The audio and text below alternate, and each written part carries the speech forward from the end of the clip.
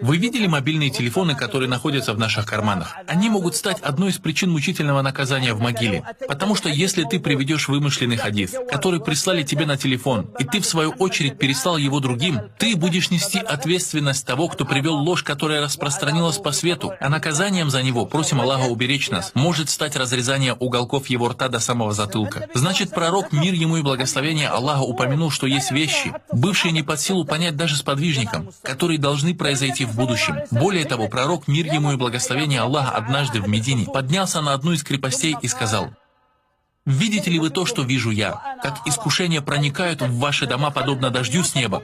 Некоторые мухаддисы, комментируя этот хадис, сказали, что, возможно, имеется в виду спутниковое вещание, потому что оно идет через искусственные спутники, находящиеся в небе, сверху. Таким образом к людям спускается зло. Запрещенные фото, песни, фильмы, ложь, обман, клевета, лесбиянство, прелюбодеяние, мужеложство. Скажи ради Аллаха, разве не зло, когда женщина предстает голой?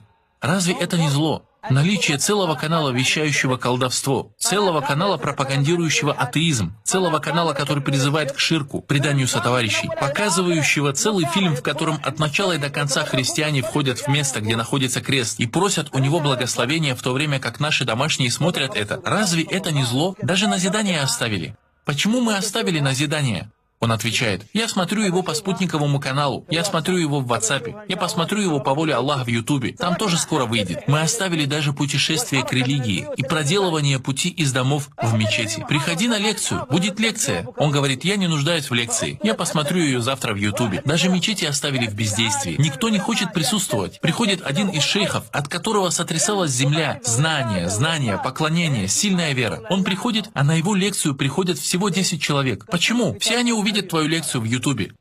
Да удлинит Аллах твою жизнь, о шейх. Таким образом оставили поездки за знаниями, жертвования, собрания, на которых говорится о вере. Все это по причине опасности, которую представляют средства связи, неразлучного пребывания с ними и привязанности к ним. Значит, дорогие братья, эта технология, с которой мы обращаемся, представляет опасность. Большую опасность, клянусь Аллахом. Нельзя попустительствовать в отношении нее. Сколько же религиозных людей повернули вспять по причине нее? Сколько же призывавших оставили призыв из-за нее?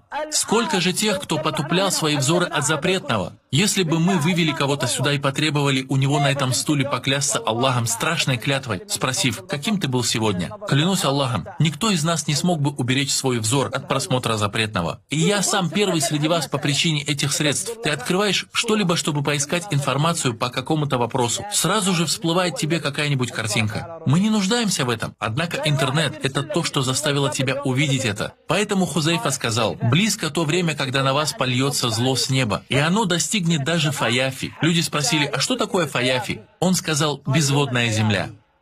А сегодня где ты можешь встретить спутниковую тарелку? В палатках. Так или нет? Сегодня спутниковая тарелка добралась до пустыни. Возможно, это и подразумевается. Это и есть зло, которое льется с неба. Возможно, это и есть грязь и нечисть, которую мы видим сегодня на экранах.